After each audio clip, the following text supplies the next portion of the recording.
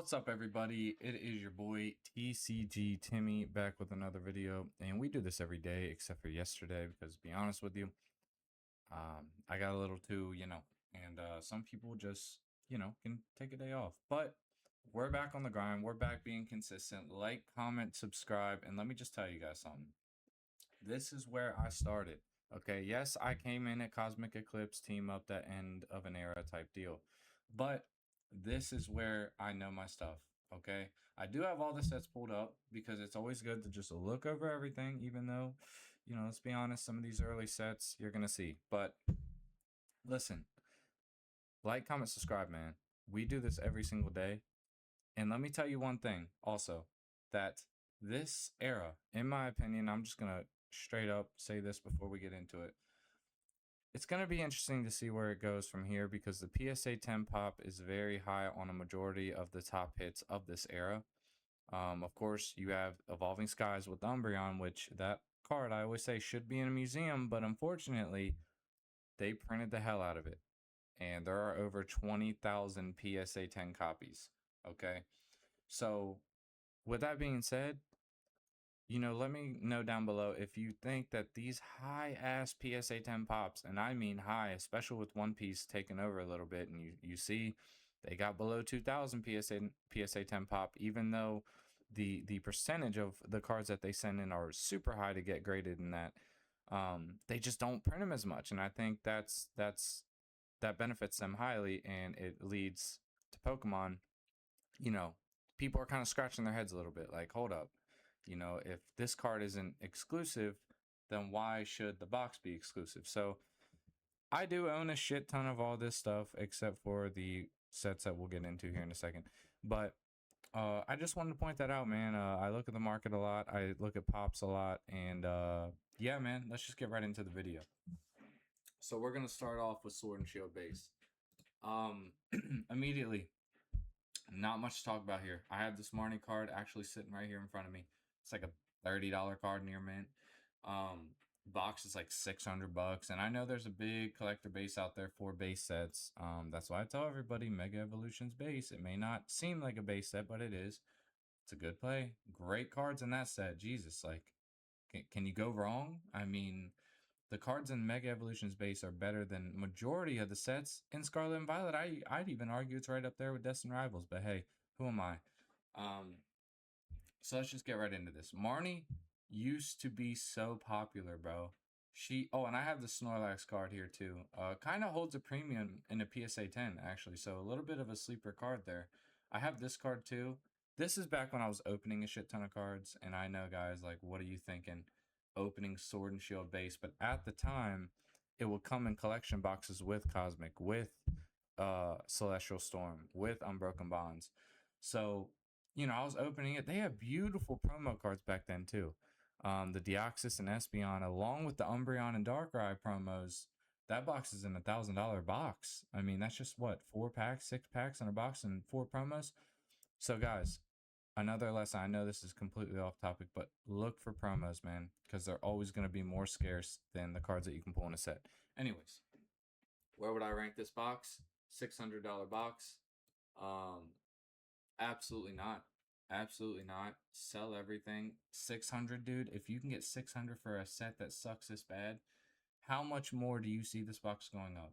Like I said, there is a collector base out there, no pun intended, but no. I would never recommend it. Please sell it, reinvest it. Trust me, you're gonna be thanking me. Next set, Rebel Clash.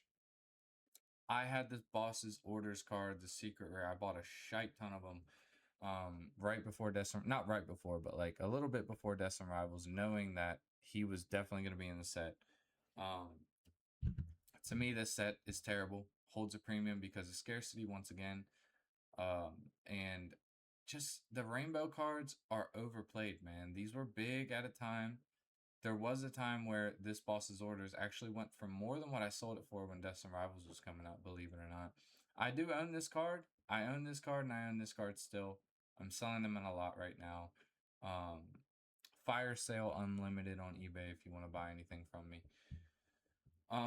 Selfish plug, and I just don't know. I'm just gonna quickly run through this one. Hell no. If you own it, sell it because it does have a higher premium, reinvest it, you'll be thanking me later. Now let's go into Shining Fates. This set was sitting for the longest on Pokemon Center, the EV ETBs. Uh, this set is ass. This set is complete ass. If you're banking on a Ditto that's not even that good, not even give it a 5 out of 10. If you're banking on that carrying your set, you're probably not built for this and you just have no idea what you're looking at investability wise.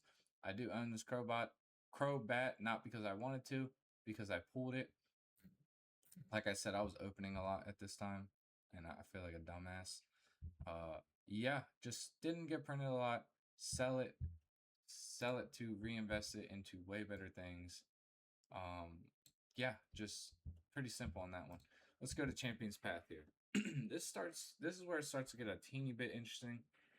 You have this card. Obviously, they did a different rendition in the Charizard UPC that looks way better. Just not a lot here. I love the shiny Charizard. I always love the look of them. I think this is fire. No pun intended. I love this card. But am I gonna let my personal bias sway you guys into buying it? Hell no. Charizard heavy sets. As we see, there is a theme going on, and especially in the newer eras, that Charizard isn't, the top dog anymore. Like they overdid him a lot in Sword and Shield. And I believe like right now with the artworks that we're seeing, absolutely trash. It's a breath of fresh air to see this, but I'm not gonna tell you to go all in on this. And honestly, I put in now I'm good because it's not terrible, but it's not something I would personally put money into based on the options. Now, and Champion's Path does have a cool collector's box with a Gengar in it and another one where you like flip it, two trainers on each side. It's a cool box, wouldn't invest in it, just wanted to shout it out. I thought it was a pretty interesting idea. I think they should do that idea again with better promos. But anyways, let's move on. We have Vivid Voltage. Now when this set came out, I was in love with it. Everyone loved the set. This card right here obviously was huge at the time. Rainbow cards were in their heyday. Everybody loved Rainbow. It was the popular thing to do. I pulled this Jirachi. I love the Rainbow Swirl, and I do love the Secret Rares, the little spray paint Rayquaza. These, unfortunately, were so easy to pull that it kind of ruined the hype. And that's something that Pokemon struggles with. If to me, they need to make these cards a little harder to pull. And they would actually, this set may have done a little bit better than what it's priced at right now. At the price though, with heavy nostalgia attached to this set. I mean, I know it may not look like it now. People love this set. Did love this set. I love this Alakazam right here. I actually pulled that card. I still have it, but I'm in the process of selling it because I'm getting rid of my singles. But with nostalgia, if these cards were just a little bit rare, that's the worst thing that I hated it. I hated that about the set is that I pulled many of these cards out of packs, and when I'm pulling them, yeah, they're not that hard to pull because I have some shitty luck. So yeah, man, never pulled this card. Card's cheap. Do I believe in anything revolving around Vivid Voltage? No, but at the price, I'm gonna say diversify. If you really want the set 250, it's not gonna hurt. It's not gonna go up though a lot. So keep that in mind. Not much to say. Big nostalgia though on that set. A lot of nostalgia. Let's go right into Darkness Ablaze here. This is a Charizard heavy set. Where the hell is it? Where am I missing something here? Hold the phone. Okay, I feel like I'm tripping. Is this not a Charizard set?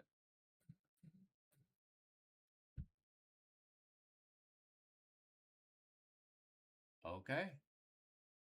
All right. Well, yeah. This is shit. I have this card. Pulled it.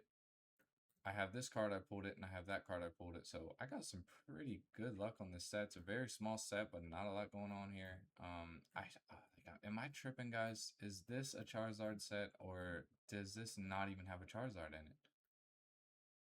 Let me take one last look here.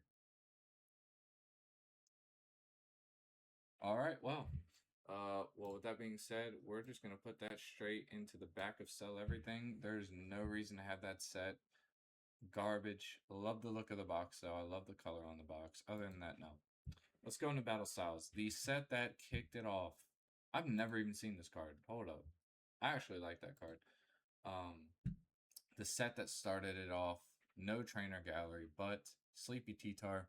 We see a common theme in today's era with T-Tars. Or I mean, not the sleeping Pokemon, the sleeping Eevee, the sleeping Raichu, sleeping T-Tar. To me, this is the best of the best when it comes to the sleeping Pokemon. We do have an Empoleon here I always liked. Never thought it was going to do great.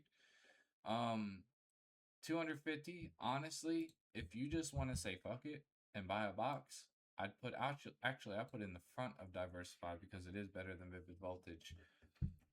But not much to say about it, man. If you want a box, buy a box. Wouldn't recommend putting 250 into that set in particular. There's a lot better plays you can make, but if you just want it, fuck it, buy it.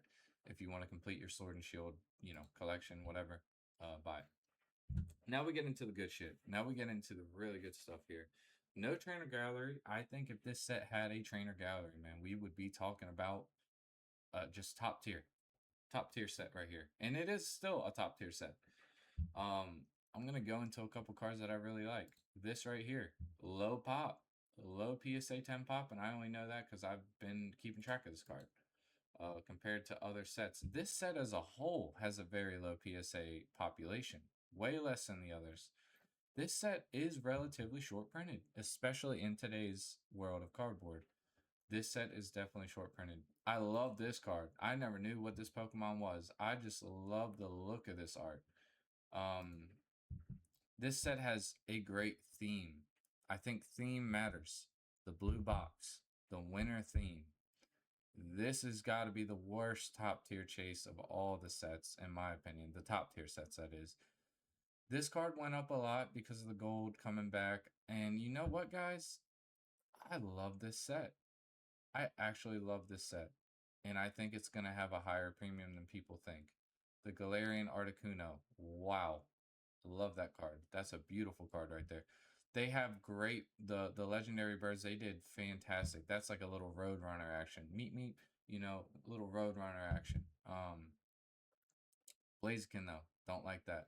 Other than that, this set to me is top tier. At the price, I'd buy a case. I think this set is gonna go up and away. I'm not even joking.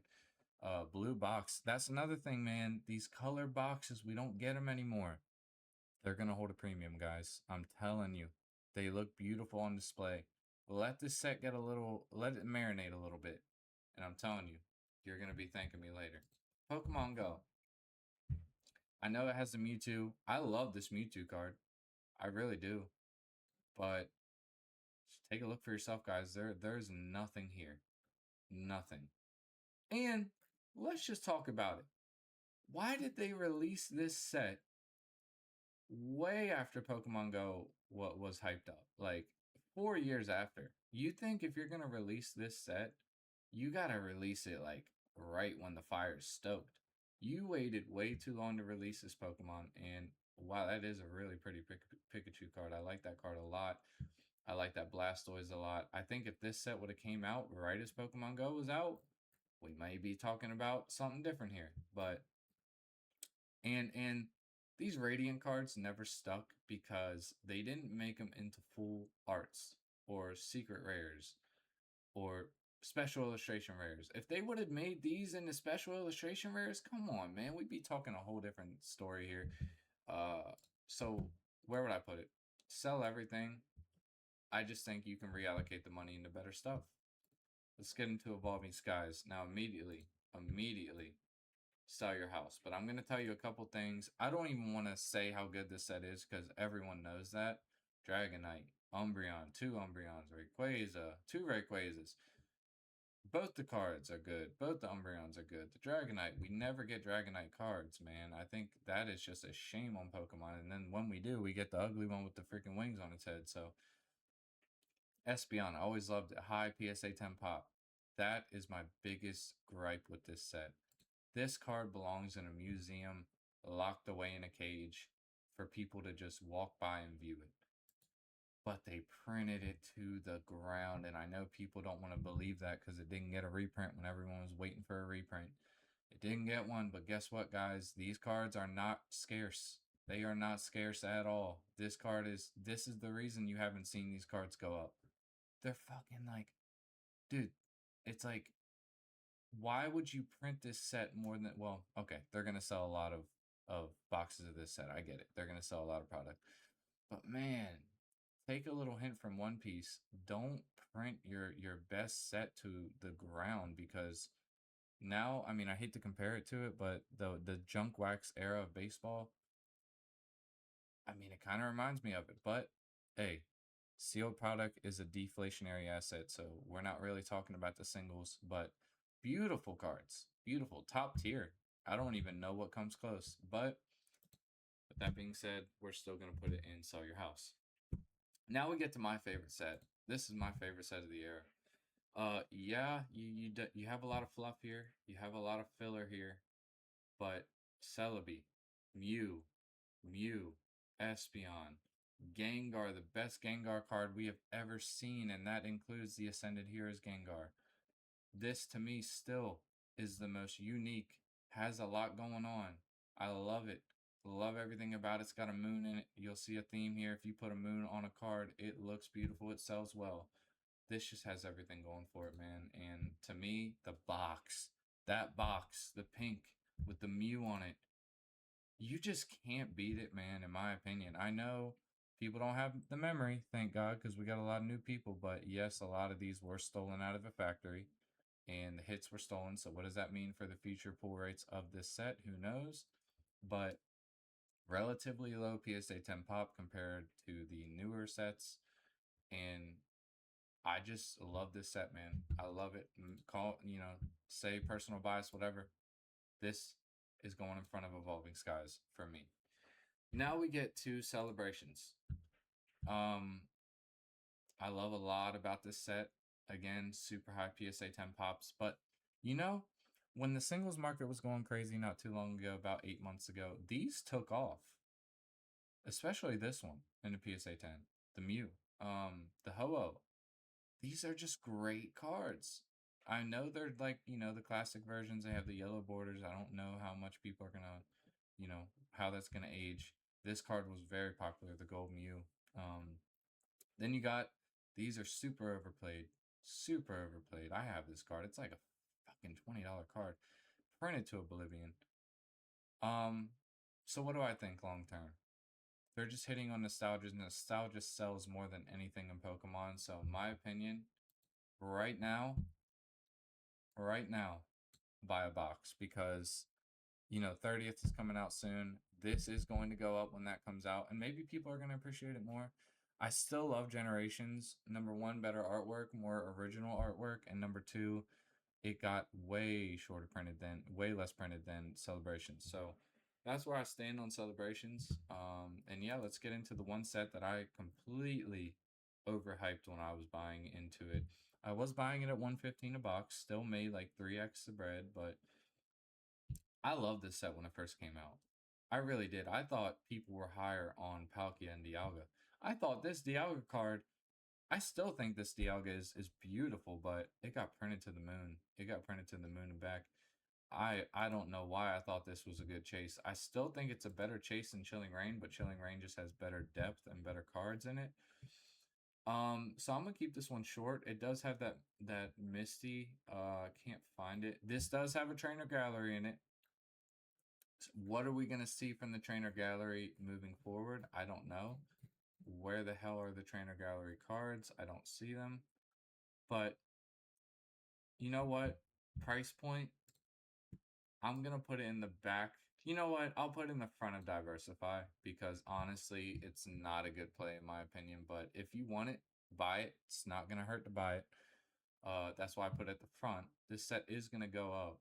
But I just feel like people just aren't going to want this because there are so many better sets. Now let's get into a very good set that I think was underrated for a long time and to this day is underrated. This should be right up there with Lost Origin. The problem is it got printed to the absolute moon and back. This card, beautiful card. I love this card. I don't care what anyone has to say. Box, again, box art, top tier box art. Arceus could have been a little bit better. Reminds me of the promo that came in that 4-pack promo with the little figure in it. It's cool. Has an Umbreon in it. This set does see it doesn't show the trainer gallery. Just keep in mind, guys, the trainer gallery on this set is absolutely beautiful. I don't know why it doesn't have it pulled up here. So you're not going to get the full depiction of how good this set is. But it's really ran by these two cards and a really top tier best trainer gallery of the whole entire era.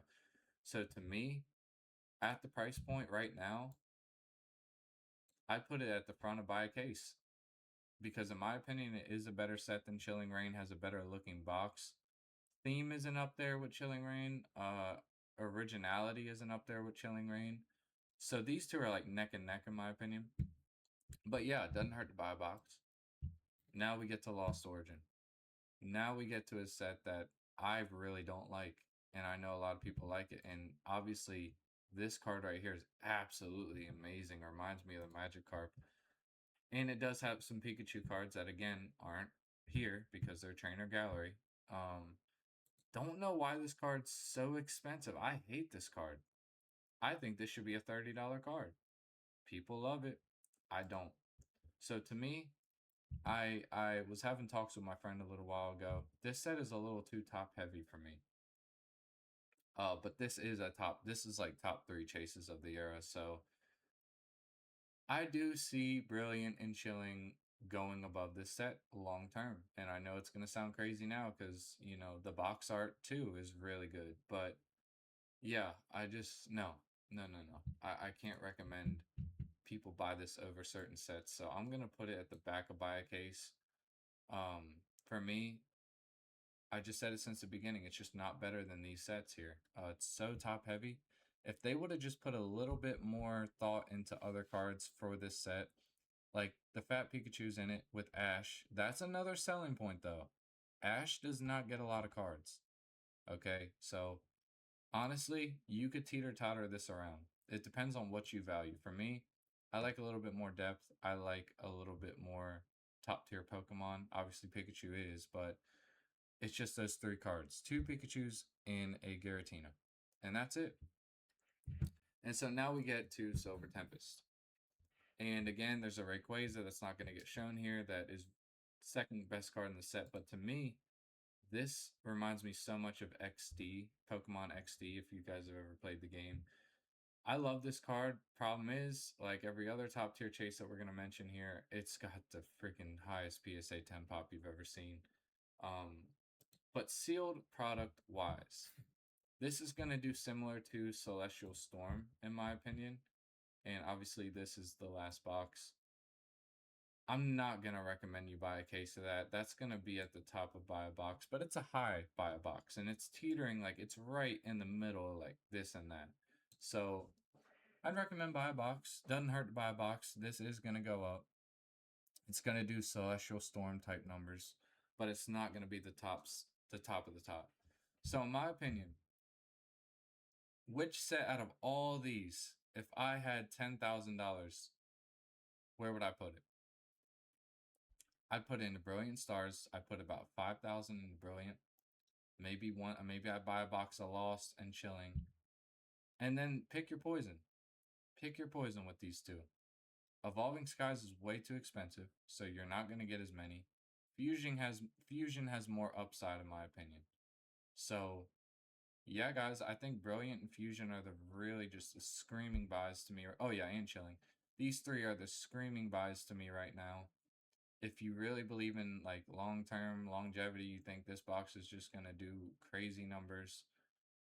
I want to mention something before, and then we're just gonna before we end this video, and I'm just gonna get off.